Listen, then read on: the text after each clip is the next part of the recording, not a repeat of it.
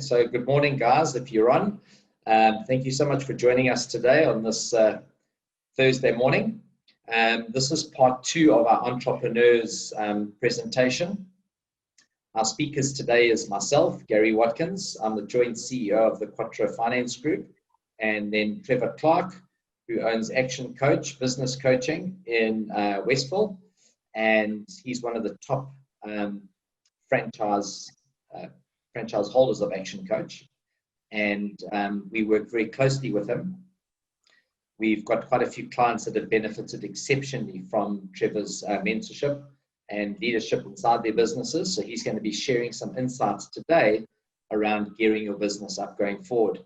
So I'd like to start off by introducing Trevor and just hand over to him, and he's going to share some insight to business and how to relaunch going forward. So Trevor, over to you. Thank you.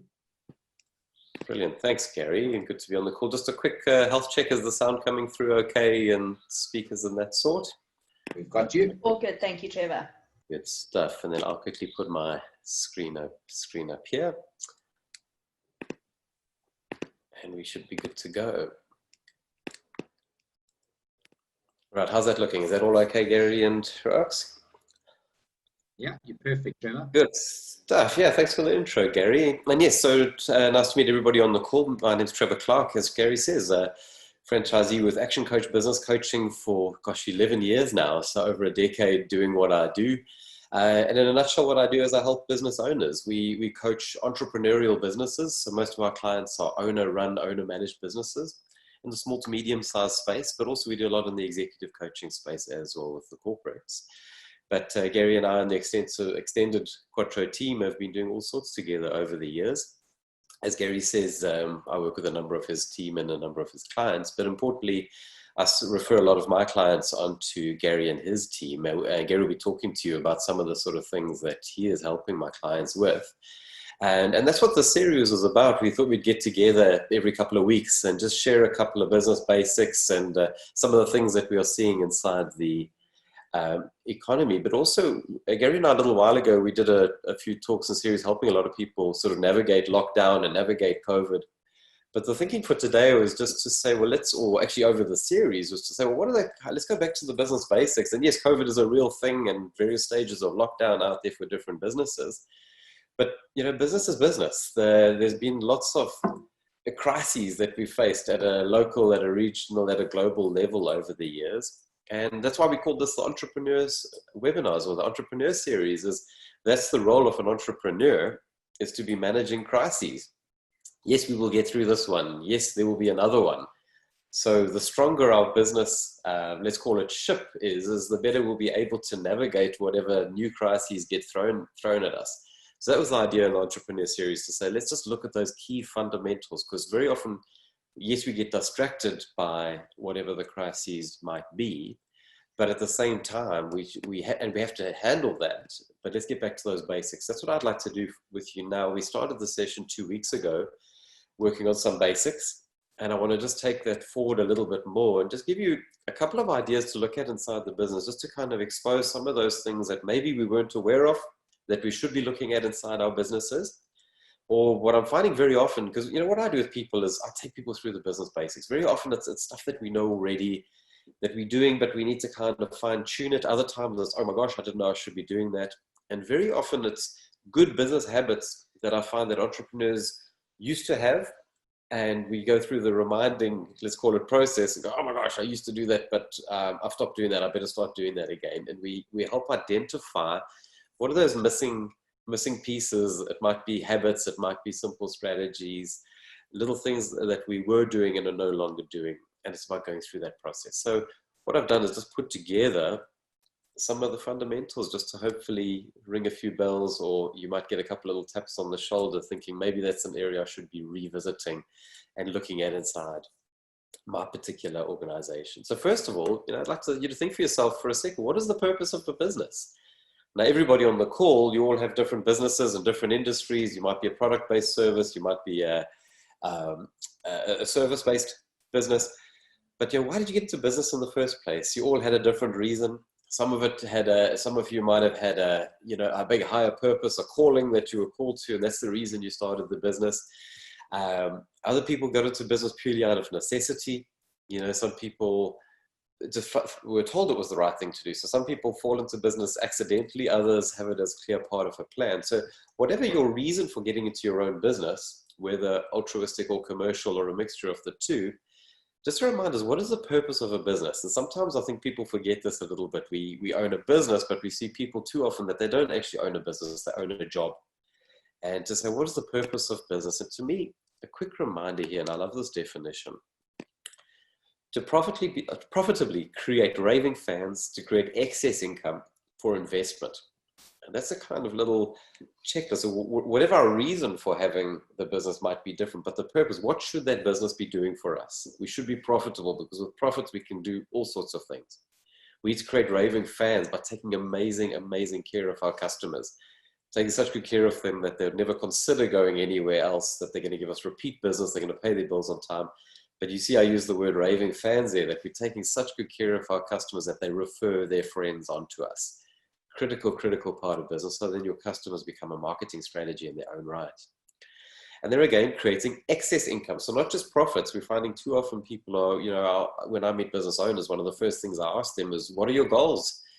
And sometimes, well, if I can just make payroll this month, if I can just get through my creditors run this month, if I maybe can we grow 5 or 10%? Now remember, with inflation, the economy is going to be, we just 5 or 10% will just be keeping us up with inflation. We need to be creating excess income, and not excess income to, buy the owners of the business a new speedboat or your holiday house in Clifton, whatever it might be. Yes, those things are good, but excess income for investment. And I think you will agree that the businesses that had a good, strong balance sheet are getting through this crisis a lot better than those that didn't. We saw it early on just in South Africa, but globally as well, some big businesses that were already retrenching in the first week or two of lockdown. So how lovely to be in a position. Gary and I were just talking earlier, the markets are starting to shift, and whenever there's a crisis, at the end of a crisis, it's a lovely time to be shopping. Because there's going to be there already are great deals out there, whether it's in the property market, whether it's in shares. There's a lot of businesses for sale. So to get through a crisis like this with money in your pocket, you'd weather the storm a lot better. But now to be on a shopping trip, some of you might have competitors going out of business. You could be buying their assets, buying their database, buying their stock at crazy prices to help your business. So we need to always be thinking of this. And as a rule, in a perfect world, we should have at least sort of 3 months trading expenses locked away in a pretty liquid format to be able to survive a 3-month storm. We found, and the work I was doing, the businesses out there, I found very, very few businesses that had even 1 month of trading capital locked away. And that's why a lot of people were feeling so much pain out there. But also credit to the businesses that are coming through this strong. We've seen people pivot and do some amazing things. So that's our purpose of business. What would you call a successful business? Because there's businesses and there's businesses. So I don't want a definition of business, a successful business. And this is what we use in our organization: a commercial, profitable enterprise, a business that works, but importantly, a business that works without you. And that's that analogy I gave. Do we own a job or do we own a business? And using this definition is a nice way around. A real business, commercial business, has got to be profitable, as I said, works efficiently, it's systematized. Your customers can get a repeatable experience every time. And then if we have our good systems in place, we can have good team members run that business for you.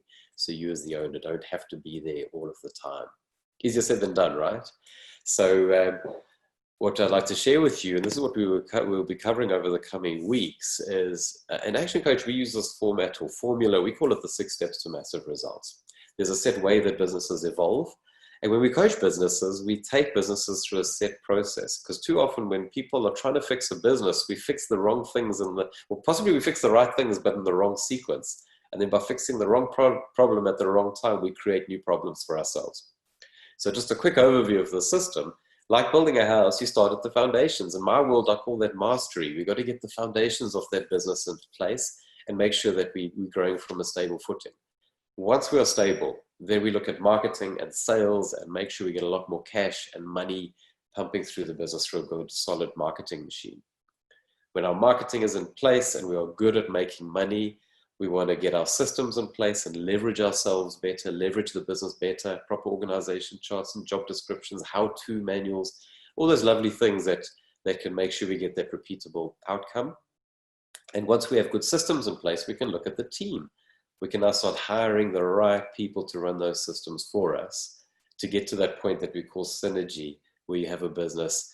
You'll see there I use the word a well-oiled machine, a business where you don't have to be there all the time, where people can actually just take care of their jobs, manage themselves.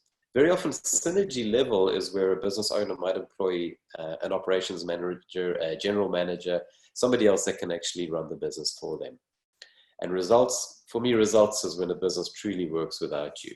And there might be people on the call that are already at that level where you have multiple businesses, possibly some that you might only need to pop in every month or two and check what's happening, maybe a management or an exco meeting with some of your senior managers, or a quarterly board meeting perhaps, and a quarterly dividend, whatever is right for you. That's a results level where you have a business that truly works without you. But as you can see, it's a continuum. The reason I've done those blocks in that fashion is the hard work is down at the bottom level there, building the foundations. That's often the stuff that people don't want to do. We want to do the big fancy marketing campaigns, and we want to hire lots of staff. And I find a lot of entrepreneurs are real optimists and kind of hope that a lot of this stuff will take care of itself. So what I wanted to do just briefly for today is just review a couple of the mastery or foundation basics inside the business. In the next couple of weeks, as Gary and I continue the series, we'll be talking around lead generation and conversion rates and helping you get a lot more out of your marketing machine. I'm going to be showing you some strategies, cost-effective strategies as well, that's going to give you a lot more bang for your marketing buck. So we're going to talk around a lot of that for the next 2-3 weeks. But as I say, with the system, it's so important that we make sure our foundations are in place first before we get into the marketing side. So we're just focusing on that mastery area there. And 4 key areas that I'd like you to consider inside your businesses: destination mastery, money mastery, time mastery, delivery. We'll drill down on each of those briefly.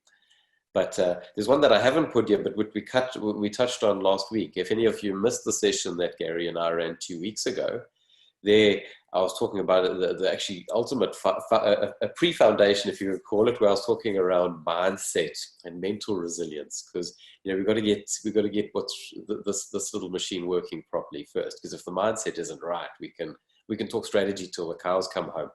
But so we've got to get that right, get strong, get ourselves mentally in the right space. But for now, I just want to quickly drill down on each of these. And as I mentioned, it's just about I'm hopefully just going to give you some ideas that you might say, yeah, I'm okay in that space. Maybe some other spaces where, I need to actually review what's happening there. It's not going so well. And there might be some other areas where it might be like, wow, that's something I really need to work on quite quickly. So that's just my purpose, is just to take you through a few ideas. And as I say, if there's any of these, if any areas that you might want some help on, or to drill down on area of those, reach out to Gary, reach out to myself. We always offer a consultation to sit down and help you work through these at any point. So destination mastery, we all know that lovely saying, begin with the end in mind. Stephen Covey's 7 Habits of Highly Effective People, habit number 2. If we don't know where we're going, we're going to be dead in the water. We're going to be going around in circles. So the very first thing, and we always want to ask, I mentioned that when I work with business owners, where are you going? What do you want this company to look like in 5, 10, 20 years time? If you haven't done the exercise, is actually sit down and don't even say, where's my business going? Where am I going? What are your personal goals, your personal life plan? Have you sat down and had a bit of fun with your family and put together maybe a dream chart or a bucket list or whatever? What's at top level? What could my life look like in 5 or 10 or 20 years time? Then build it down into an actual life plan in terms of what are the clear goals that you want to get to. And ask yourself things like, what is my, at what age do I want to retire? What is my retirement vehicle? Am I selling the business to retire? Am I doing it through insurance products? What is that? What money do I need to maintain my lifestyle at retirement age? We've got to first work out what I want, what we as the business owner want. Then we can work out what the business needs to do to deliver that. And some people battle with that kind of stuff. And if you ever chat to Gary and his team, the life guys are brilliant at that, and actually literally helping you work out what are your personal financial goals, and then they'll help you factor for inflation, those sort of things, and actually work out what a business product if it might be insurance or investment product that you need to fund your lifestyle at retirement age, but also if the business is your retirement vehicle, there's a lot of other things that you need to consider to make sure that your business is protected, but also what should your target sale value of your business be? Gary's financial team, David and the guys will be able to help you in that space as well. Is, what is a desired sale value for this business? And then we've got some clear goals that we need to work to, because very often we see people saying, I want to retire at such and such an age. And to do that, when we do the numbers, often people think they need 5 or 10 million. No, they might need a 20 million rand investment, which means, well, what does the business have to be worth to achieve that? Once you sell the business, factor for tax and those sort of things. And often it's a lot more than we expect. Now, whatever it is, but we've got to build that into the plan and make sure a plan is robust enough to get us there. So getting real clarity on the goals is the first thing, but not just the goals, then a plan on how to get there. Now, obviously, you're all in a different space on the call. Some of you might be small 1-2-man businesses, others more larger established with staff in the hundreds, multiple locations versus one location. So all of you will have a different level of plan. Some people might have that big meaty sort of 50-page strategic plan that we need to give our bankers or to give funders when we're applying for funding. If we're looking at rolling out a franchise operation, multiple locations, we obviously need to we need to be a lot more structured, a lot more detailed plan. Others, it might just be a simple bullet point, one-page plan.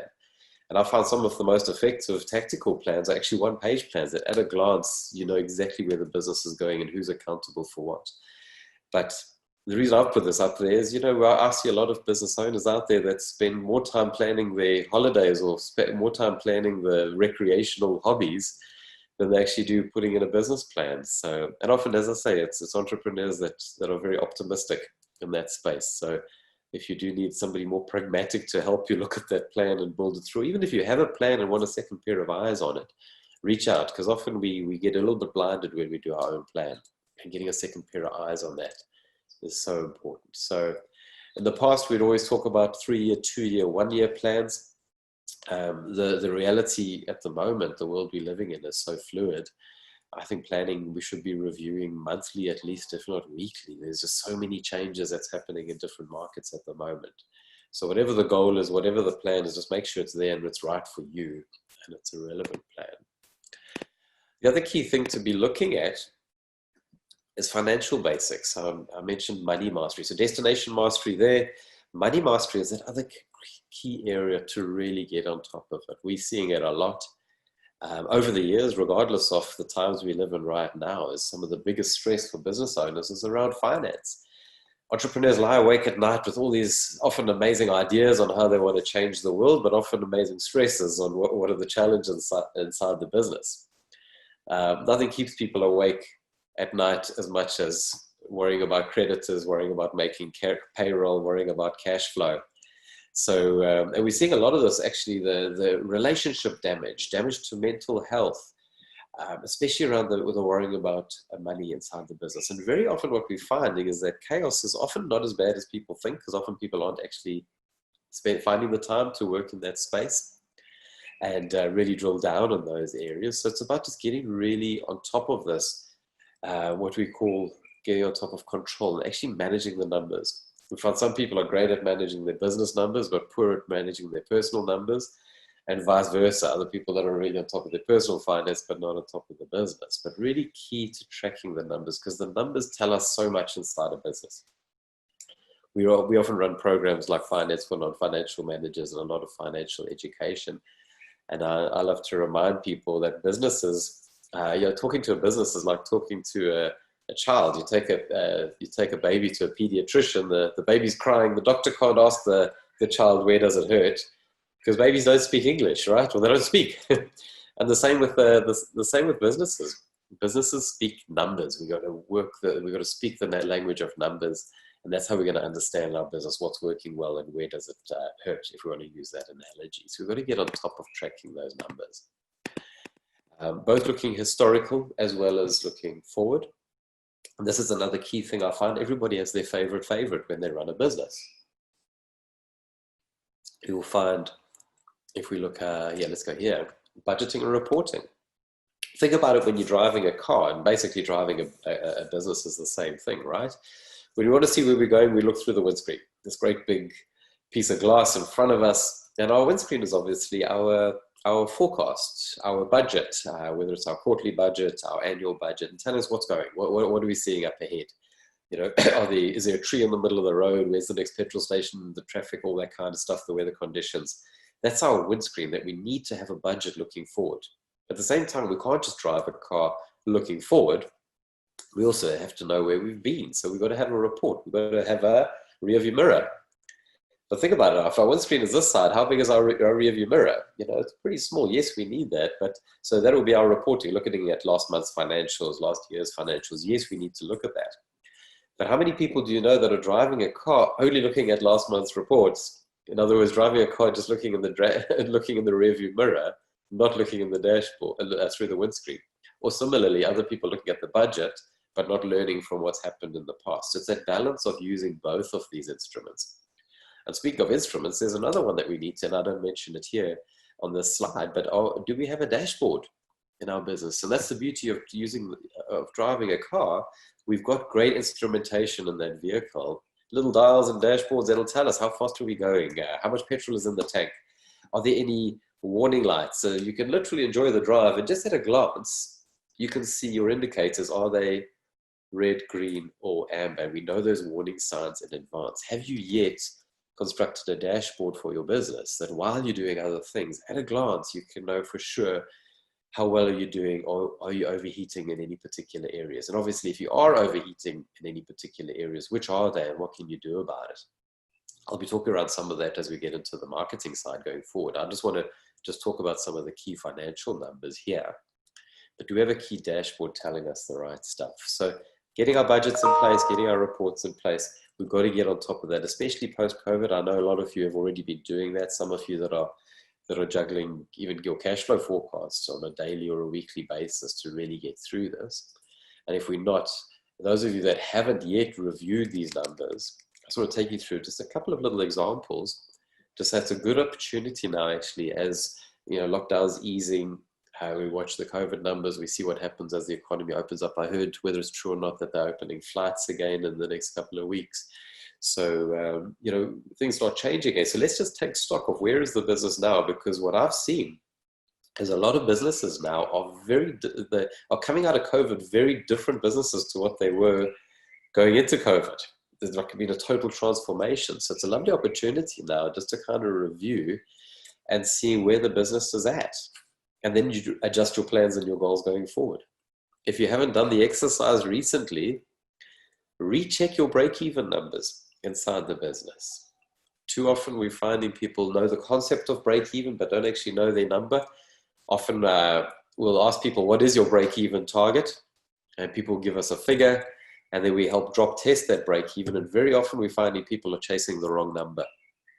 Those of you just new to break-even, the concept of break-even is literally, what is that point where your sales intersect with total costs? What is the Rand sales target that you have to achieve to cover total costs? You can see in that example I've put up in front of you there, here's a business that breaks even roughly on the 15th of the month, which is not a bad place to be, I think. I find too many businesses are breaking even at the sort of midnight on the last day of every month, but it's different in different businesses. So understand what is your break-even target, because the idea is every day after break-even is a profitable day.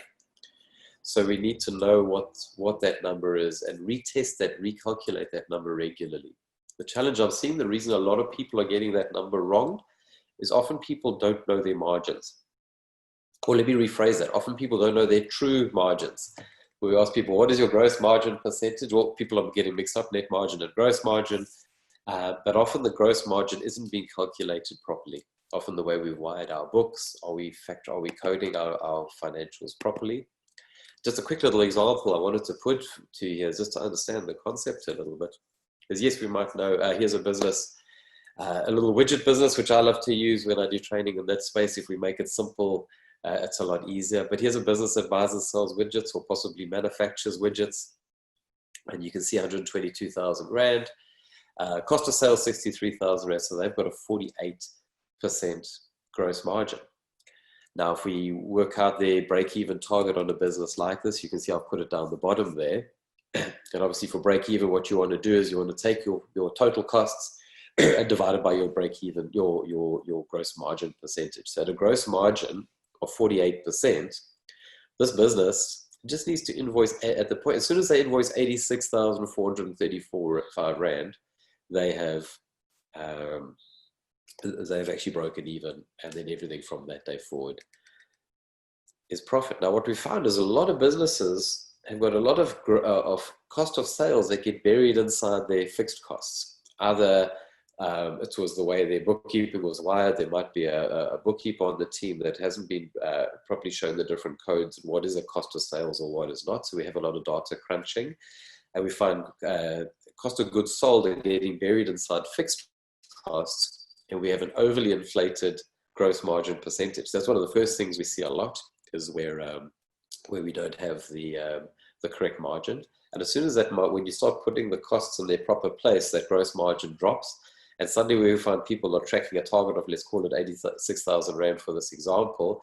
And that's the barometer that's up on the wall and saying, come on guys, let's chase that target.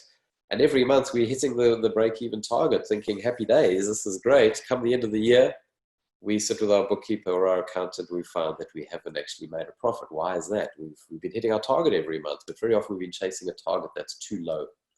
So check this regularly, because the costing structure has changed so much. We're finding a lot of businesses have cut down their overhead, but while we see a lot of businesses have cut down their overhead, the way they do their geographic presence, they've also increased a lot of costs, a lot of additional expenses that have been incurred. The additional cost of PPE and those sort of things, additional technology costs, that's hit a lot of businesses. So double check your margins, but are you very clear on what your fixed expenses are every month? So do that calculation regularly. Here's a very simple scenario though, but if a business with multiple products, multiple services, here it gets a little bit trickier. And I'll give you another example here. Let's imagine that same business doesn't just sell one kind of widget. It sells all sorts of different kinds of widgets, red, blue, green, and yellow, as you can see. So whereas the overall company was achieving a gross margin of 48%, we look here, we've got different sales and different cost of sales of each of these different products. And even if you're not a product business, if you're a service business, trust me, you've got cost of sales on your different product, of your different services. Some of your services might be a 100% margin, but there'll be other services that you offer where you do actually have a direct cost of sales that should be factored into understanding which of your services are highly profitable and which are not. So you can see in this business, our blue widgets are amazing. When we sell blue widgets, we're getting a 65% margin. But yellow widgets, we're only achieving a 14% margin. So imagine we give a target to our team or to one of our salespeople, and all they're doing is selling yellow widgets. They hit a revenue target, which we think amazing, but they've achieved a revenue target on a product that's only delivering a very small margin percentage. And I've broken that down. I've redone a break-even calculation for you there. Whereas we saw the company had an 86,000 Rand break-even target. If we were only selling blue widgets, we'd only need to do sales of 63,000 Rand. But imagine we were focused trying to do that same break even, only selling yellow widgets. We suddenly have to achieve revenues of 300,000 Rand. And half of businesses are doing this by not actually being very clear on what are the different margins in their business. Are we adjusting our commission structures according to the margins on our business? Are we training our staff in terms of what are the products they should be pushing? What are the products they should not be pushing? And very often it's because of the lack of financial awareness and being very clear on your margins per product, per service, and really getting and you see why I mentioned that your foundations, the mastery area is so critical before we get into the marketing side. Because we can go and do some amazing marketing campaigns, and you can imagine it's happened, and some of us might have done it, is building marketing strategies around yellow widgets, which means we're having to work really, really hard for very little money. So it's a lovely opportunity now and just kind of do some work in this space to be really clear, where's your money coming from, but not just your income streams in terms of revenue. Let's look at where's your profit coming from, because that's that key driver inside a business. It's all about profit. Obviously, your different calculations on margins. The example I gave you previously was looking at last month's or last year's margins.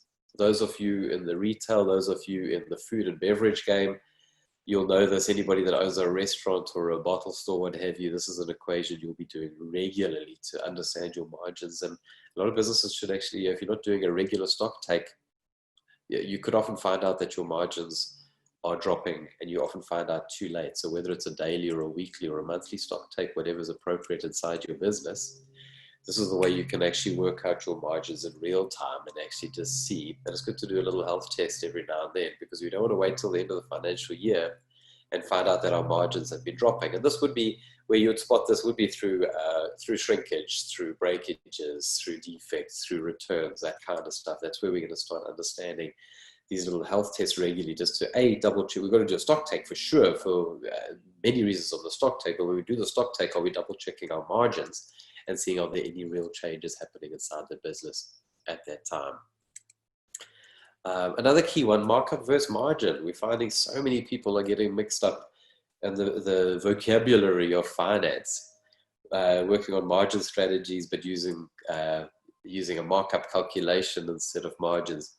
We want to keep this short and sweet today, so I'm not going to go into huge detail around this, but if anybody's not sure on this stuff, if I've struck a nerve saying, hold on, I thought I knew the difference between markup and margin, and do I not? Give me a shout. Let me work on this with you separately, because we find a lot of times there's a lot of money being thrown out the door just by simply where people are just using calculators wrong. And it's a simple trap that a lot of people fall into. So destination mastery, money mastery, two key areas. Time mastery is another key foundation area to be looking at. Is everybody in your organization, and you, the business owner included, 100% clear on what are your key focus areas inside the business? What should I be doing every day? Have we identified what are the critical tasks? Or are people kind of getting to work and doing, whatever? We're always busy, right, as human beings, but are we doing the right things? Have we identified with each business what are your high priority or your high importance activities, and what are the activities that are not so important? And make sure we get our important activities done first. There's a lovely little matrix here. Stephen Covey taught this in the 7 Habits, where we talk about, actually teaches it in a grid format. But in a typical day, a lot of people are doing things not urgent and not important. We live our lives in the zone of distraction, just doing stuff. Other times people are doing things that are urgent, but not important. Things that are urgent for other things. There's all those distractions, the ringing telephones, the knocks on the doors, the flashing lights that get us when we're on the internet, that pull us into all sorts of different spaces, and we stop doing the important stuff and get going into urgent things. We need to know the distinction. Importantly, we need to allow time for the zone of demand. There are going to be things happening that need us to drop what we're doing and get into something else. So that's a key area to know. But are we making time? I like to call it the zone of working on your business, doing those important things, but long before they're urgent. Spending time doing marketing, spending time looking at your financials, spending time training. Often people know it's important to do training, but they don't do it because there's always other more urgent things. And that's where, and then suddenly because we haven't invested the time doing training on ourselves or on our team, all these little cracks start appearing in the business. So we need to do these things, the important things, before they become urgent. Are we blocking time around it? And I know I'm just on time to hand over to Gary here in a few minutes, but I just wanted to share a quick video with you that some of you might enjoy, just explaining the concept of where we should be investing our time and where we shouldn't be.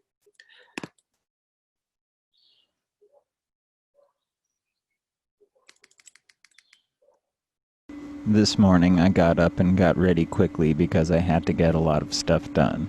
I sat down at my desk to start getting my stuff done, and I spilled my coffee, so I got a sponge to clean it up, and I figured I'd take an extra minute to clean the whole desk because a clean desk would help me get my stuff done. When I was finished, I realized I hadn't eaten anything and I didn't want to be hungry while I got my stuff done, so I went into the kitchen and I was out of cereal. When I got to the grocery store, I remembered a bunch of other crap I needed to get, and I figured I was already there, so I did my shopping for the week so I didn't have to worry about it while I got my stuff done. When I got home, I didn't feel like cereal anymore, and so I made an omelet and I did the dishes so I wouldn't have to do them after I got my stuff done, and then I went out to get some oil from the hardware store because my desk chair is kind of squeaky and I didn't want to be distracted by a squeaky chair while I got my stuff done. When I got back, it was getting kind of late, and I knew I wouldn't be able to get my stuff done today, so I started watching the Twilight Zone marathon on TV. I just have to make sure I get to bed early because I want to be well rested tomorrow so I can get my stuff done. So that reflects back on that matrix really well. how many people out there, especially that is a challenge for most people at the best of times, when you factor in a lockdown or a semi-lockdown or working on shifts, where we sometimes at the office, sometimes working from home. How structured are business owners? How structured are your teams in terms of driving your days? Have you put together, we use a concept that we call the default diary, where you understand what are the key important areas that you need to spend time on and block time away to do those things. If you haven't done the exercise yet, do that with your team and help your team structure their days, because people are working off-site at different locations. Often, most human beings need help in this space, so it's about collectively helping one another get structured and doing the important things. And last one, just to wrap up, is delivery mastery. We'll spend a bit more time on this when we get into the marketing sessions in the coming weeks. But in his book, the E-Myth by Michael Gerber, he gives us a great example of his regular hairdresser that he goes to. Every month he goes for a haircut, his favorite barber shop. He walks in the door, the lady at the front desk gives him a little quirky greeting that puts a smile on his face. He sits down for his haircut, they offer him a cup of coffee, and they fill up this coffee as often as he needs. Great haircut, he pays and he's happy. That's his favorite barber shop. But one month he goes to his barber shop, and this has happened to all of us. He walks in the front door, there's a different lady at the desk, and she doesn't give him the greeting that always makes him smile. He sits down for his haircut, and he doesn't get given a cup of coffee. He's given exactly the same haircut. And you'll know the answer. What happens next month? He needs a haircut again. He doesn't go back there, and he goes and he tries someplace else. They found out just the right way of giving him the product that he wants, and then crudely they take it away. So we've got to understand that what are those little parts of your business that customers like and want and are going to come back from again and again and again. And we've got to look at that inside your business as well. So think about it. These guys, McDonald's, there's always a lovely argument around this one. Who makes the best hamburger in the world?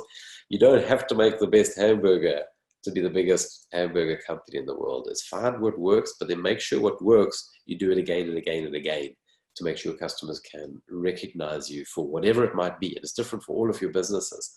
We've got to work and systematize those kind of things, because by systematizing your good habits, it's going to help your marketing machine a lot more. So I hope I've uncovered some ideas that you might be able to refresh on and work on inside the business. I love this analogy. We do a lot.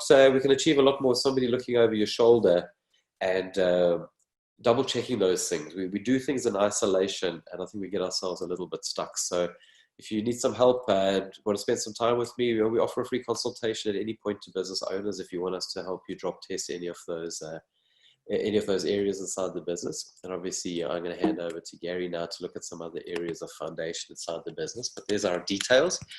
And I look forward to seeing you next 2 weeks. We're going to get going into some of the marketing strategies inside the business. And Gary, I'm just stop sharing so you can share your screen there if you would.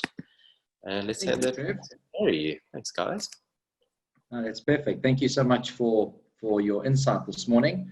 When you were showing that little clip about the guy doing this and doing that and trying to get his stuff done, it reminds me a hell of a lot of me being ADHD as well. I like walk downstairs to go drop my scissors off, as an example, collect it as some pliers. And you get down here and then you see something and you start doing that. And then in an hour later, you've nowhere near what you were trying to do in the first place. So I use Ritalin. It helps. Guys, thanks so much. Roxanne, can you get our slides up for me, please, my sweetie?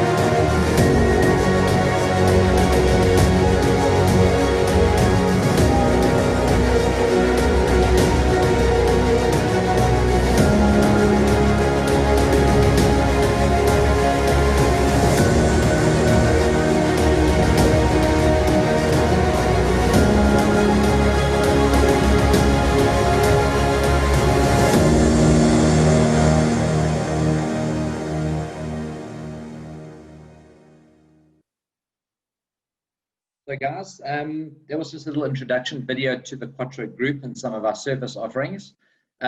Quattro really is a, let's call it a mentorship, incubation cell, and support system for business owners. Literally from the foundation stages of your business right the way through to your exit strategy when you decide to retire. We've got a couple of topics that we've discussed in our previous webinar around business and around business continuity.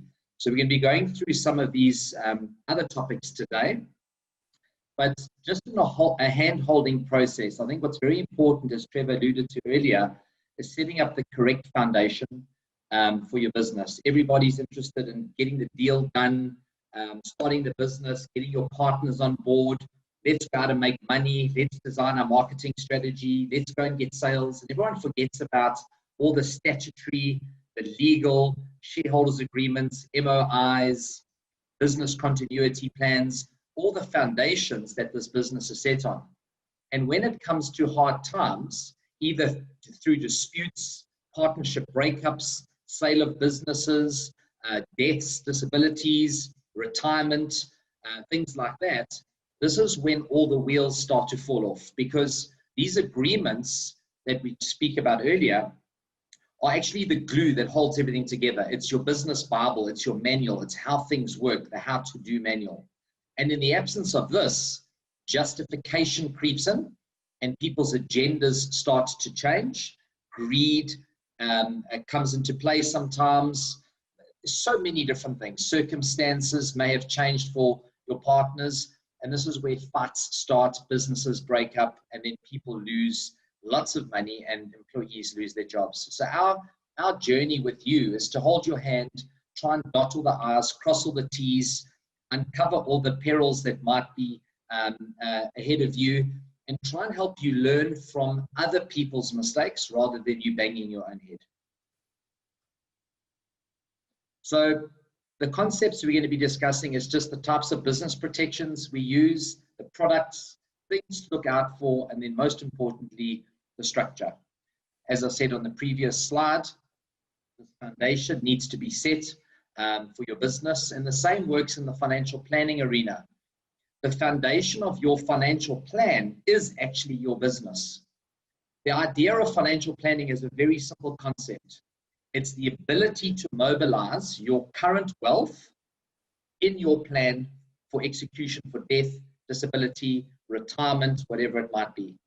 So it's exceptionally important that your financial advisor truly understands business and the mind of the entrepreneur and puts these measures in place so that when you do die or retire or whatever happens, your business has a very clear, defined strategy. I consult with many business owners and they say to me, don't worry about planning for retirement. When I retire, I'm going to sell my business. But they've never truly sat down and understood what their business is, if it's actually saleable. Trevor spoke about it earlier. Do you own a job or do you have a business? A business is something that runs without you. Because if you have a job, not a business that you own that can survive without you, you need a strategy to be able to be put in place to convert it into something that will potentially become saleable later in your life. But if you don't put that strategy in place, you're going to end up retiring with a job that you can't sell. Then you don't have a business, and you've now lost years of potential retirement savings with a presumption and the hope that your business will actually be saleable, where in fact it's not. Now you are destitute. You're either going to work forever or you're going to end up in a situation where you are broke. Those are your choices. So business and personal financial planning are very interlinked. Personal financial planning does the top up from what your business plan is inefficient in doing or can't do for you. But your business has to be the foundation of your plan. So what we're going to be talking about today is covering key people in your business, called key man cover, and also staff retention strategies. So covering a key man, I think what's very important to understand is that in many businesses, there is an individual whose existence is paramount for the success of that business to continue.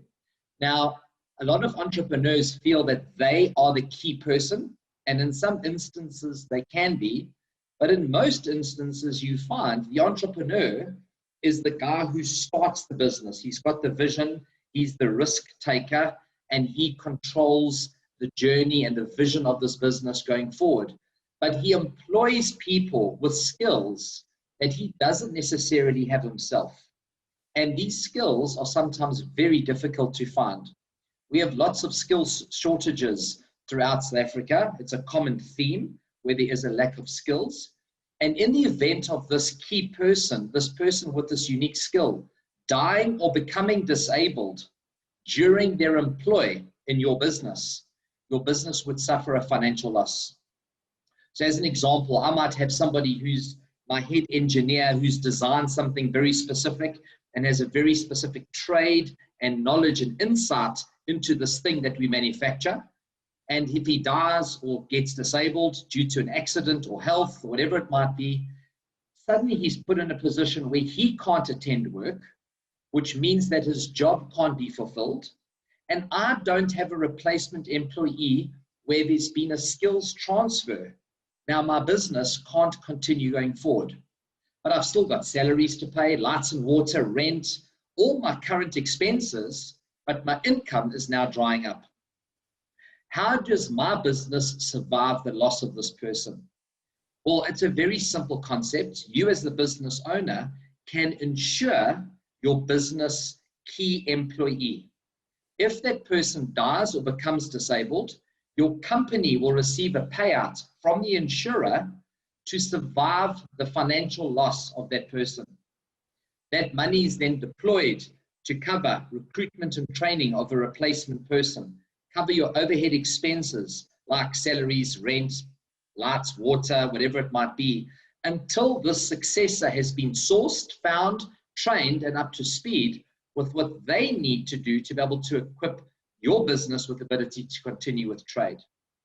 Not all businesses have key people in them, but in some businesses they are key, and what our jobs is to sit with you and identify if in fact there is a key person that is needed.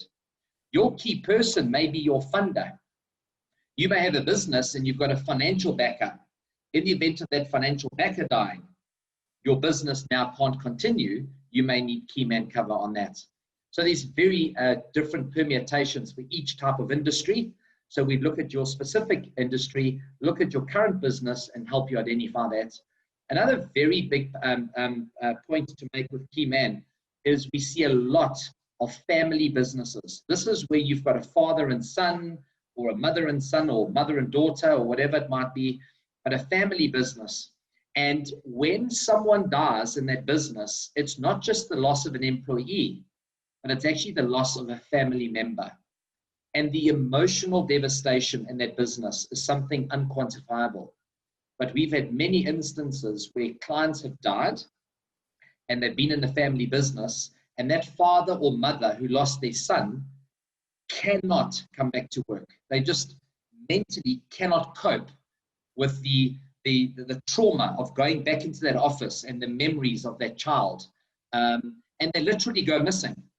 And the problem is that if that person who goes missing now is the captain of the ship, all these employees are sitting, waiting for someone to drive the ship and steer it, and that person's absent. And that business suffers financial losses, which in most cases it never recovers from. And it can lead to a company being closed completely and all those employees stuck with no job to come back to at the end of that month. So very, very, very important. Another concept we discuss is staff retention. Again, on the same theme of finding good quality skills. Once you've found the right person, we always believe in business, you find the right person and you teach them the skill. There's nothing worse than finding someone with a great skill who's the wrong person for your business. They don't fit into your culture in the business. They might be a detractor. So try and find the right person and give them the skill. Once they've got that skill, that learning may have taken a year or two or whatever it might be, and you finally got this wonderful employee with all the personality that you need to fulfill that particular job. You've trained them and got them up to speed. And now you are starting to reap the reward of that employee and all the effort that you put in over the last 2 years. And a competitor comes and knocks on that door and says, "Hi, Bob," the employee. "I see you working for ABC company. We would like to have you come over and work with us. What are you earning at the moment?" So Bob replies and says, "I earn 30,000 Rand a month." And the company says, "Well, I tell you what, Bob, we'll give you 31,000 Rand a month. We'd love you to join us." So Bob thinks about it and says, "You know what? Times are tough. I need that extra $1,000. Yeah, I'm going to do it." So he comes to you and he says, "Listen, I've been offered a job at XYZ and they're giving me 31,000 a month. You're only paying me 30. So I'm going to be leaving at the end of the month." You now have just spent the last 2 years training this person and getting them up to speed. And for 1,000 Rand, they're walking out the door. So now you're stuck in a quandary. Do you go back and try and find another recruitment agency and pay them to find another good employee and then do another skills transfer and learnership for another 2 years and go through all of that heartache, all of that bellyache to try and get this person back to what they were? Or do you succumb and just say to Bob, "Listen, Bob, we really value you. We would like to pay you 32,000 Rand a month and keep you employed in our organization." So Bob says, "Thank you so much for the consideration. That's great. I'd love that." What you've actually done is you've taken Bob, whose market salary is 30,000 or potentially 31, because the competitor was going to pay it. You've now offered him 32. So technically you are overpaying for that position, which is not a good business practice, because if you go into this analysis he was looking at earlier and the cost of sales may be impacted significantly by your staff complement costs. Cost of manufacturing, if you're in the manufacturing industry, comes down to your staff costs as well. So suddenly your margins become under pressure for paying over market-related salaries. We advocate that you always pay a market-related salary. But in order to retain and not go through the headache, you're now put into a situation where you're overpaying. A year passes, Bob gets another knock on the door from XYZ. XYZ says to Bob, "Listen, what are you earning at the moment?" Bob says, "I'm on 32,000 a month." They said, "Jeepers, we really need you. We would like to offer you 35. Bob comes back to you and says, "Listen, I've been offered 35. You're now in the same quandary again. What do? Bob also starts to realize every time he goes for a job interview, he gets a salary increase. So this becomes quite fun for Bob. He thinks this is phenomenal. Every time I want a salary increase, I go for an interview, I get offered more, I come back, I negotiate, I'm back at the salary debate again. We don't want you as an employer to ever be caught in that trap. It's economic suicide. So what we do, very simply, is we put staff retention strategies in place that make you an employer of choice and also allow staff to benefit into the future from being loyal and staying with your organization. And there's a couple of ways of doing it. The one is a pension fund or a provident fund. On a pension or provident fund, really simply put, it's an employer scheme that is put in place where your employees can benefit from life cover when they die, disability cover if they get disabled, and saving for retirement. So when they get to 60 or 65 or whatever your age is at retirement age, they can leave the company with something. So that's the starting point. The other option you've got as well, not an or, but it also could be an and, is what they call preferred compensation. It's a wonderful, wonderful product to put in place. And it's such a simple mechanism. How it works really is an investment policy is taken out on the life of your employee, and you would contribute monthly towards this. That investment product is seeded to the company, and it normally runs for 5 years. And what happens is you would go to Bob, and you would say to him, "Bob, listen, you earn 30,000 Rand a month. We really value you as an employee, and we'd hate for you to leave and go to our opposition. What we would like to do is put a preferred compensation plan in place for an amount of, just as an example, 1,000 Rand a month. And after 5 years, you're going to get all the money that we have contributed into this fund, plus all the growth, and it's going to get paid to you tax-free at the 5th year. So Bob does this, and he starts working with you, and you're contributing your 1,000 Rand, 1,000 Rand, 1,000 Rand, and it's been growing over time. And after year 2, the XYZ company knocks on Bob's door and says, Bob, hi, we would like to offer you a job. What are you earning? And Bob says, look, I earn 30,000 a month. And XYZ says, listen, we would like to offer you a job and offer you 31,000. And he says, well, that's great. That's an extra 1,000 Rand a month. But in this pot that I've got, we've been saving 1,000 Rand a month plus the growth. And sitting in the pot at the moment is actually 35,000 Rand. And if I was to leave my employer, I'm going to walk away from the 35,000. You're only offering me 1,000 Rand extra a month. It's going to take me 35 months of working with you at 1,000 Rand more before I get to where I am now today. So I'm sorry, I can't accept your offer. He becomes too expensive for the other employer to take on board. And for him, he would like to see the benefits of this preferred compensation plan paying out in 5 years' time, and 2 years has already elapsed. He's only got 3 more years to go. The employer goes away and leaves Bob. You continue, Bob's still doing well, and you increase the preferred compensation amount to 2,000 Rand a month the following year, or whatever it might be, or you start another one, however you want to do it.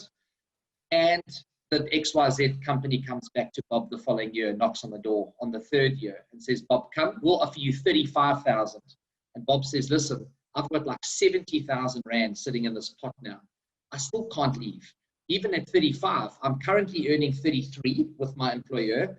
You're only offering me 2 grand a month more. And I've got 70 odd grand sitting inside this pot. I can't leave.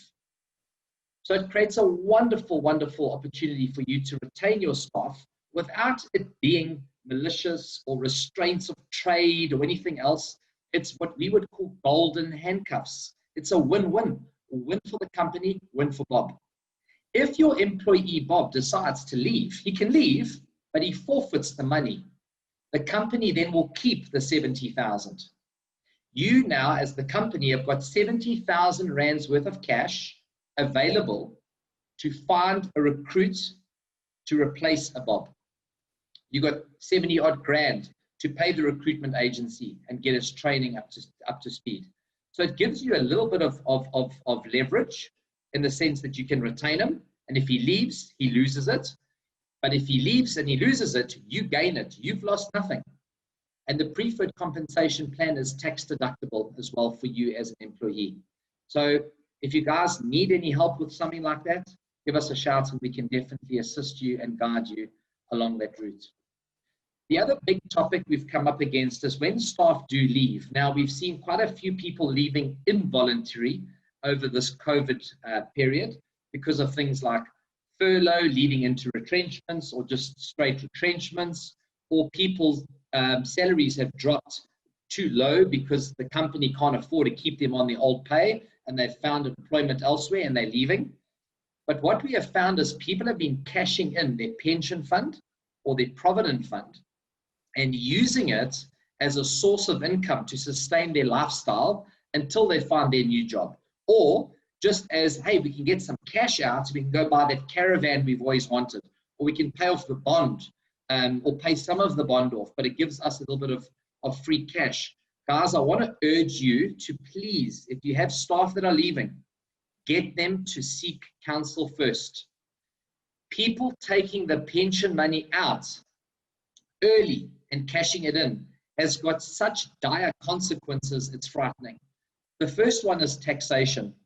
If I've got R1 million saved up inside my pension fund and I leave the company for whatever reason and I take that withdrawal, I will pay income tax on that withdrawal according to the tax tables, the withdrawal tax tables, but I'm just going to keep it very simple for illustration purposes today. If I draw the R1 million out and my tax rate is 35%, 35% of that money is going to go to SARS as income tax, which only leaves me with a change. So I'm going to have 650,000 Rand left over after withdrawing my R1,000,000. Now, you might say, well, it's not too bad. He's got 650,000, but I've lost 350,000 rands worth of capital that should have been invested and growing in a tax-free investment until I retire. Now, if you listen to the likes of Warren Buffett and Charlie Munger, their philosophy has always been they've got rich off the effect of compound interest over time. By diluting this, taking that money and paying it to SARS, you've only got 650,000 left over. That money invested is going to be growing and getting a growth in a taxed environment, and only 650,000 of it is being invested. Where if that employee had not withdrawn the $1,000,000, but actually taken the $1,000,000 and invested it into a retirement product, like a retirement annuity or a preservation fund, they would have had the whole R1,000,000 intact, not 650,000. They would have got growth on $1,000,000, not 650. And the growth on the $1,000,000 would have been exempt from income tax, where the 650, the growth is subject to tax. So the consequence is massive. It is the most expensive money to withdraw. It's actually better for you to go and borrow money from the bank. And here's the reason why. If I need 60 grand or 100 grand or 30 grand or whatever it is to survive me over a period of time, it's better for me to rather go and borrow from the bank, because they're going to charge me maybe prime plus 1, prime plus 2, whatever it might be, which let's call it 10% if you want to. 10% interest they might charge me on that loan. Where if I withdraw my pension money, it's 35% gone in taxation.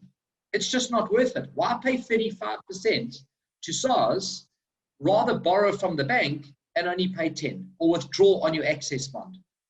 If you really need the money, you cannot, there's no other way of getting money, and you've got to withdraw from your pension fund, then what I'd advocate you do is transfer it into a preservation fund, transfer the R1,000,000, and then draw what you need. So if you only need 200,000, draw the 200,000. And then you'll just pay tax on the 200,000. But a lot of people uneducatedly are taking the whole $1,000,000, paying tax on the full $1,000,000 just because they need 200 grand. So please just share that with your employees if you've got that, or friends or family, or for yourself for that matter. It also leads you to an inability to catch up. Once you've taken that $1,000,000 out and you've put it into a bond, or you've put it into a boat or a caravan, or renovated your house, or whatever you've done, you cannot catch up that R1,000,000 and the loss of that money over that period of time with compounded interest at retirement. It's just too expensive to do. The affordability is not there.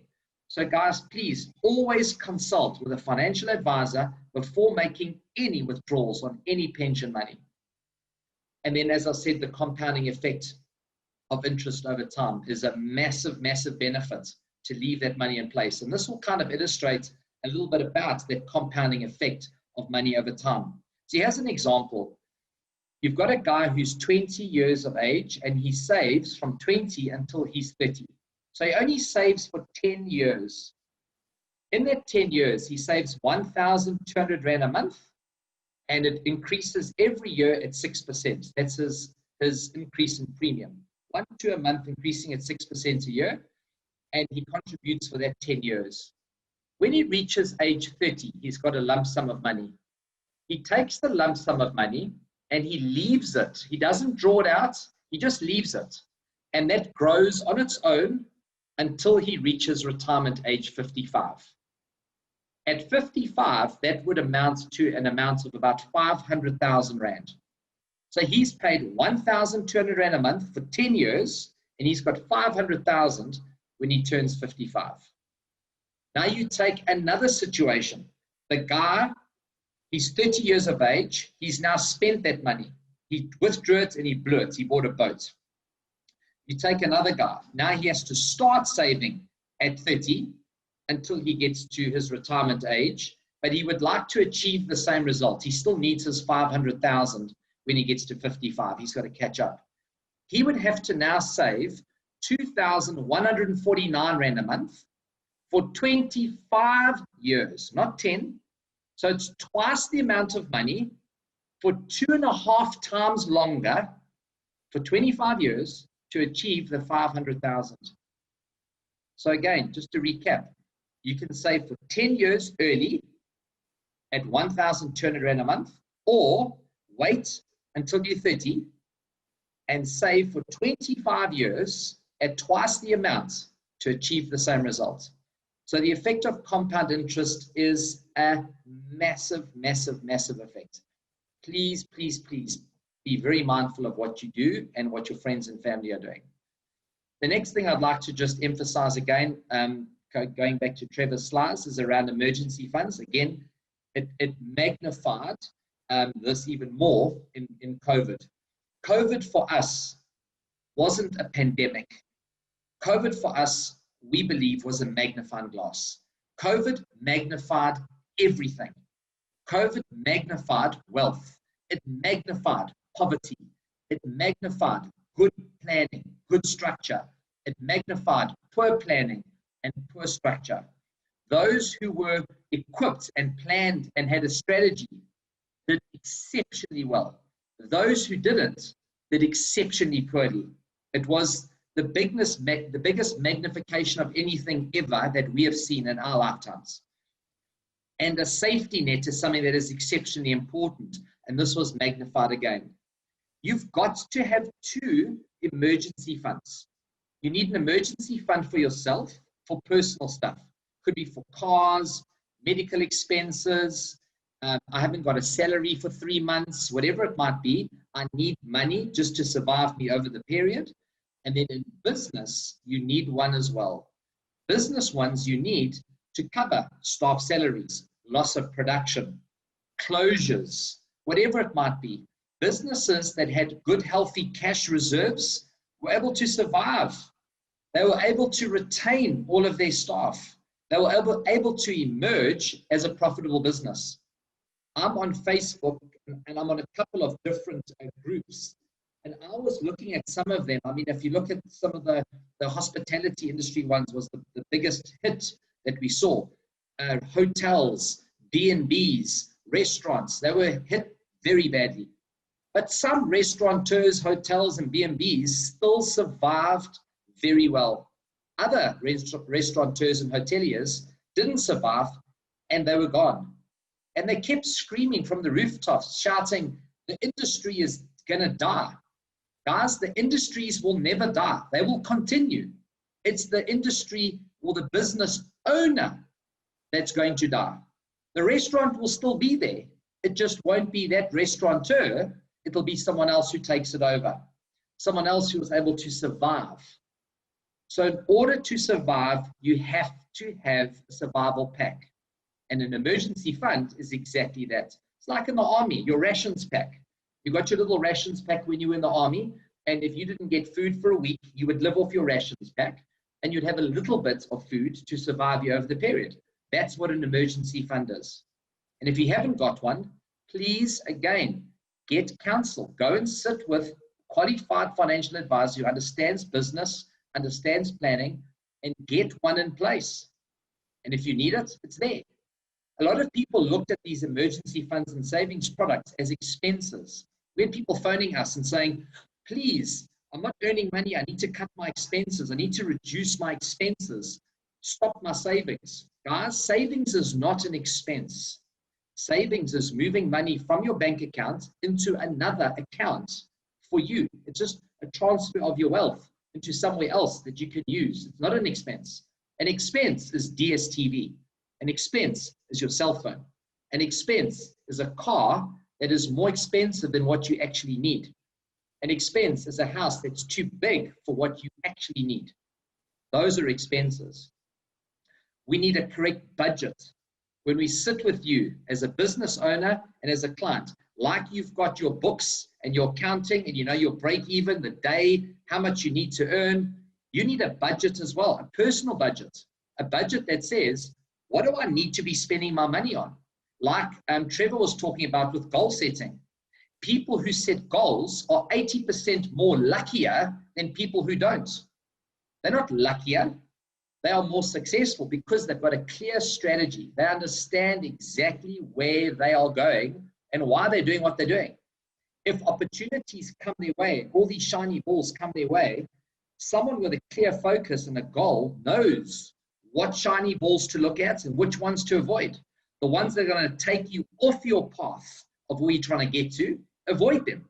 But if you don't have a clear strategy and written down strategy, you will forget what your path was. And when you get to the end of the year, you're going to look back going, goodness me, look what I did. You're not going to go there saying, look what I've accomplished or achieved. Here's my goals. On my goals that I've got, I keep them on my phone, and I've got all my goals down there. As I achieve a goal, I tick it off. And it's almost in a sense of accomplishment for me when I look at it going, and it can be a stupid goal. It could be something as simple as I want to take the kids to the beach and ride along the promenade. That's one of the goals that's in my goals list. I've got big goals, little goals. I've got anti-goals, things that I don't want to do. I've written down as a goal. Things that I want to avoid, I've written that down. But have a clear strategy. Budget, goals, strategy. Make sure all these things have been set down so you understand what it is you need to do and how you're going to navigate through those paths. Guys, that's really my last slide. There are 2 QR codes on the screen. You can scan them with your camera. It'll take you through to the Quattro website, or to the ActionCOACH website. We're going to open the floor if anyone has any questions or any comments. We're here for discussion, but thank you so much for listening.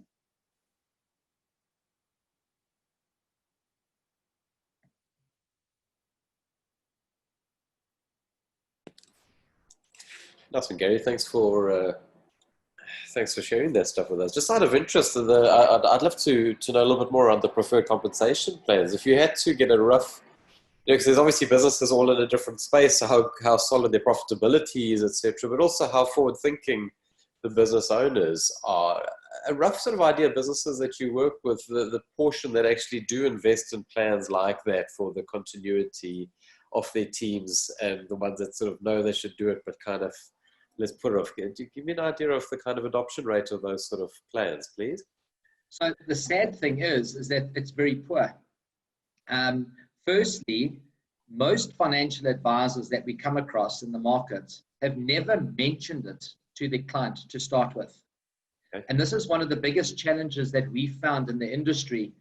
As Quattro, we specialize with business owners. So we talk to a business owner and understand business and understand the challenges that business owners face. The sad thing is, though, in the insurance industry, financial advisors generally are personal financial advisors only. So they're equipped in the personal space. So what you find is the business owner has got personal life cover, personal disability, personal dread disease, and the business is actually just left by the wayside. Either the advisor is not competent or doesn't understand business enough to actually go there, or the advisor doesn't specialize in business, doesn't want to. They would prefer to be a personal financial planner. And there's nothing wrong with that. But where the problem lies is that the client doesn't understand that financial planning is around also specialist advice. Advisors specialize in certain aspects. You could be a wealth manager where you only deal with clients on investments. You could be a local wealth manager or an international. You may be a personal benefits specialist or a business specialist or a pension or provident fund specialist. And the client's not aware of that. So they often just get one advisor who's one-dimensional and they don't look at all the stuff. But business owners who truly understand their business and that are invested in their business do preferred compensation plans. But it normally is something that's a surprise because most of them have never heard of it before. So yeah, if you look at the people we consult, very few have preferred compensation. If you look at the people that we've consulted with, many of them take preferred compensation up once we've consulted. Okay. But it's one of those things that's just, it's never spoken about. Okay. And I imagine it's one of those ones with a lot of people, it's always that hindsight going, oh my gosh, if I'd known about that, I could have retained so-and-so, because everybody has always lost key members of staff over time. And only when it's too late, discover, oh my gosh, you know, there were things I could have done preemptively. to retain those good people. And another Also, one that's preferred comp, another nice thing with preferred comp, by the way, sorry to interrupt you there, is that a lot of business owners, when they sell their business, they have a management buyout and things like that. And often preferred compensation is actually set up with that particular thought in mind. Is it actually finances that person because it saves up, because you can extend it for 5, 10 years, 20 years if you want to. But they can actually use some of that preferred compensation money to actually acquire shares in their business when that person, the owner of that business, actually retires. So it could also be part of the exit strategy as well. Oh, okay, nice. Yes. All right. I'm just monitoring there just to see if any questions come in. Guys, Gary and I can talk to the cows come home, but I've got a few questions for Gary, but if anybody's got any questions, do put them in that panel there. Just a quick one on my side, just while we see if any others come in there, Gary. Because I've often had it with clients sort of say, that I'll be working with or coaching will say, oh, I hope you don't mind, I've chatted to so-and-so, or I'm also working with this coach or consultant. And I always say, yes, please. I always believe a good business owner should surround themselves with lots of good advisors, because you get different input from lots of other people. And I read an interesting article the other day around specialist surgeons, where very often if they're performing quite a complex procedure, always like to have another surgeon sit in and watch them and observe and double check. And is there a better way? What did I do wrong? Do you find that in the industry quite often, where you find financial advisors in particular, do you find a lot of them collaborate and sort of say, well, I'm working with this client, but the client wants a second pair of eyes over the life plan and getting, do you find there's collaboration like that, where people double check each other's work, where it's not always a competitive situation? I would say no. Okay. A lot of financial advisors are very, very protective, and they try and do everything for their clients. And this is one of the dangers in financial planning, is that you do need to surround yourself with specialists. If you look at in the Quattro space as well, just to give an example, all of our advisors are trained and equipped to be able to be strong on a personal financial plan as well as on a business financial plan. But we have specialists in our business that we bring in for consultation with clients. So when we need an attorney, if the client doesn't have an attorney of their own, we bring in our legal services. If the accountant isn't competent, or if they don't have an accountant, we offer accounting services. But we bring in the experts as well. So I can't tell you how many people we have seen where a bad job has been done, purely because the advisor has gone in with the limited knowledge that they have and tried to fulfill a role that is far bigger than what they can actually do. So we advocate working with professionals. When I sit with you as a business owner, if you've got a client that you want to bring, I will call you in as well to that meeting with the client, because you're his business coach. If he's got his lawyer and there is legal stuff that needs to be addressed, I mean, one of the biggest holes we find is the legal and statutory stuff that is just omitted. I spoke at the last webinar where we were dealing with a client who had died, who was a 50% shareholder, in inverted commas, because that's what they thought they were. But on death, we found out the surviving partner had actually never moved shares over to that person. They didn't have any shares. So we go through a step-by-step process to understand, where's your memorandum of incorporation? Where is your shareholders agreement? Where is your share certificate or your share register? Where's your trust? Where's your trust deed? Who are the trustees? Who's the beneficiary? Let's look at your financials. We go through a full program with the client, so we have a very good understanding on this client's needs. We'll sit with their accountant. We sit with their attorney. We sit with their financial plan. And we bring all these areas of expertise together, because the ultimate result, Trevor, is that the client needs to win. The client must emerge from the meeting as the winner. It's not the attorney is smarter than the advisor or the accountant is smarter. It's not a competition to see who's the smartest. It's a collaboration of smart people, so that that business owner is equipped to make the best possible financial decisions and strategic decisions he can make for himself, his family, and his business. I think you've hit it on the head there, because I've been involved in lots of meetings like that, and you're 100% right. Sometimes meetings can go sideways, forgetting what is the purpose of the meeting is to give that client the best possible result or outcome. So Absolutely. Something to be conscious of. And also it induces good, healthy debate. You know, sometimes we can sit with the accountant who's got a very clear view as to what they're wanting to do, but they're looking at it purely from an accounting or tax perspective, not from a practical or structural perspective. Or the lawyer looks at it only from a legal perspective. What we come in as is the architect, if you want to call it that. We come in and we design a plan for a client. And that plan needs financial planning head. It needs legal. It needs accounting. It needs tax. It needs strategy. It needs all these components. It can't be one-dimensional.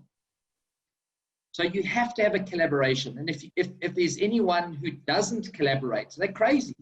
If you look at all successful business people in the world, they are not the most degreed and smartest person in the world. They're the wisest person in the world if they've collaborated with people smarter than them. I enjoy going into a meeting being the dumbest guy in the room as the client, because I know I'm going to emerge better off. I'm going to learn something. You don't want to go into a room being the smartest guy, because you're not going to learn anything. So for all business owners, don't think, so many people think that business owners, because you're the business owner, you have to be the smartest guy. And you can't show weakness. Rubbish. If you're the business owner, know your limitations. You have to know your limitations. Because if you don't, you're going to be overconfident, underqualified, and you're going to lose money. Finished and clear. 100%. Yeah, that's also the benefit of not being the smartest guy in the room, because then the other people can do the lifting going forward in the business. Absolutely.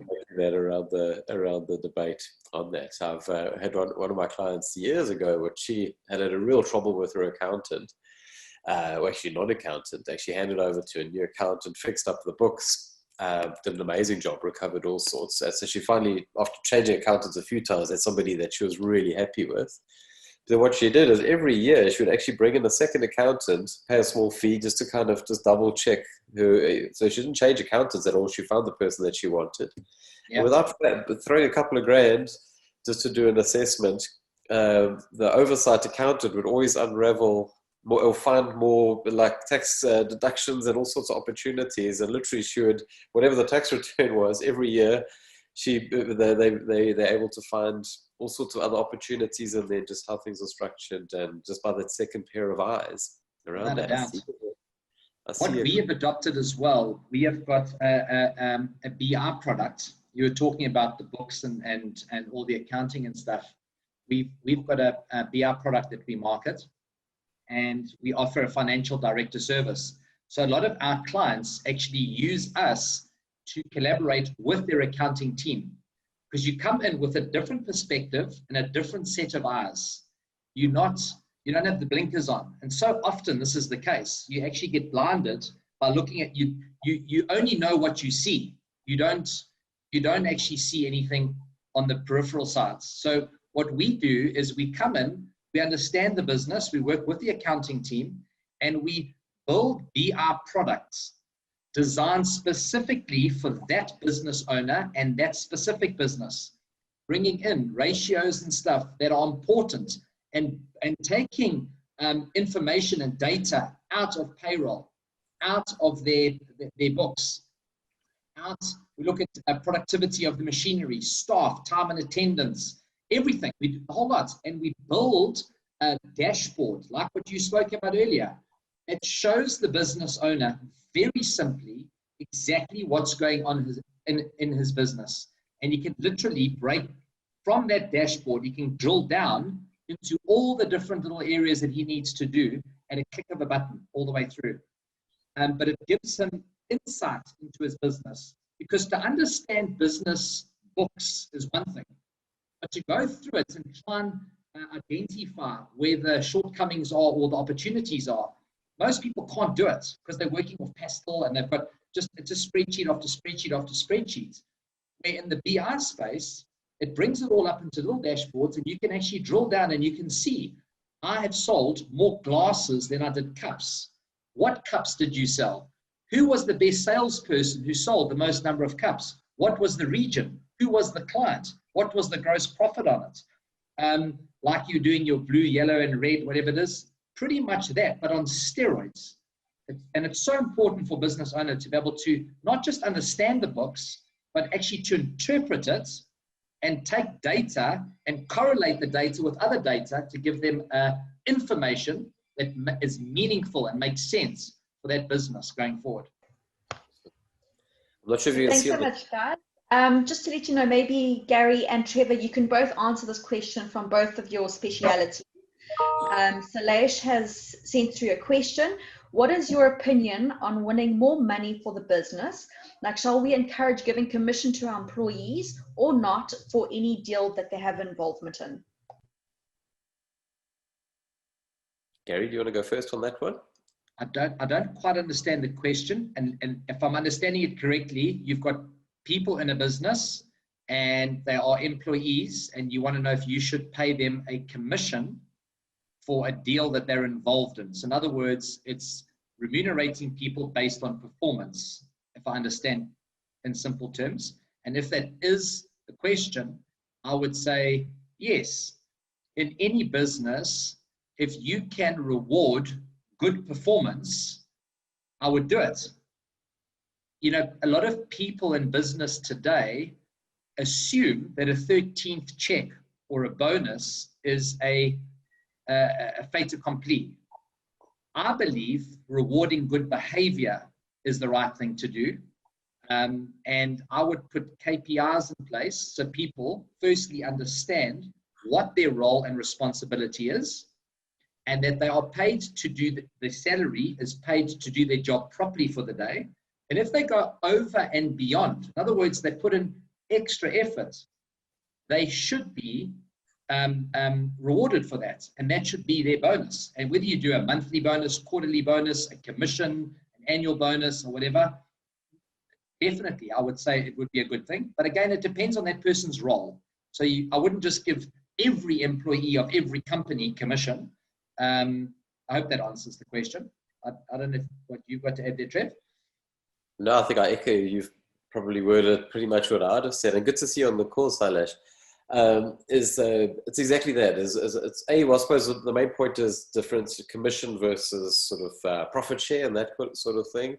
The main point is exactly that distinction is what is the behavior you're wanting to reward. And it's always clear. I think it's very often where people go wrong is what is actually somebody's job and then what is going over and above the job. So that's why it's so important. What is the job description? What is being 100% clear? What are the jobs, and this is your remuneration? If it's just that is the job and we're just doing that, then that's a salary issue. Yeah. If there's over and above an extra performance, I think the one thing also just to tie it back to those, always making sure it's tying back to company performance, because it's exactly that. A bonus shouldn't be a given. Imagine a company that's in trouble and giving bonuses to staff. I worked with a client years ago that went through a process. So why are we giving annual bonuses in December? And they went through the logic of it, saying, but it's not the end of the year. It's not a year-end bonus. Christmas, just because it's Christmas time, the end of the year is actually February for those that have a March to February financial year. So, well, that's when we should be doing the annual bonus. And what this business actually did was actually redo their whole the structures where actually March became annual bonus time. And so if we're going to close off the year, based on the profitability of the business, we'll actually know for sure, then we'll do bonuses, but also again, based on performance and all those criteria. They were obviously really good about it. They didn't say, well, we're not evil people. We understand that Christmas or holiday times is a spending time, and usually people were hoping for or sometimes expecting a bonus at that time of year, but their belief was, well, that's a cash flow and a budgeting issue. So any staff that need help budgeting and putting savings aside or whatever it is to fund Christmas holidays or year-end presents, whatever it might be, that's a different story. But first we got to see what the year looks like for the company. If the company's got profitable, then we will share that profits. We'll share those profits with the deserving people. I hope that helps, Sailesh, and I think we'll be seeing each other next week Wednesday if you want to drill down on it a little bit further, because I have just noticed that we are on 9:30 there, and Gary, Roxanne, and Stacey will be drilling us if we're not punctual. So I think we should be wrapping up there. Is there any final points on your side before we wrap up? Anything you wanted to add there, Gary? No, I actually have a question for you. Have you ever done an analysis to see whether annual bonuses or quarterly bonuses would make a business more profitable?